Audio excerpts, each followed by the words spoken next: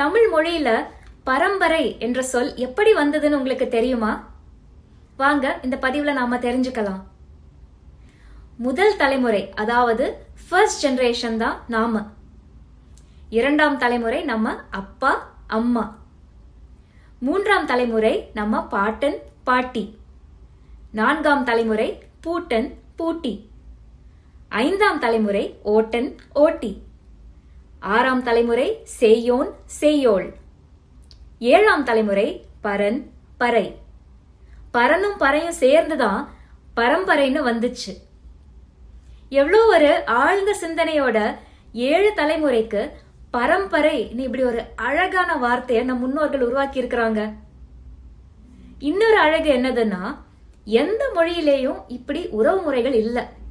இது தமிழுக்கு உரிய ஒரு தனி சிறப்பு. இந்த உறவு முறைகளையும்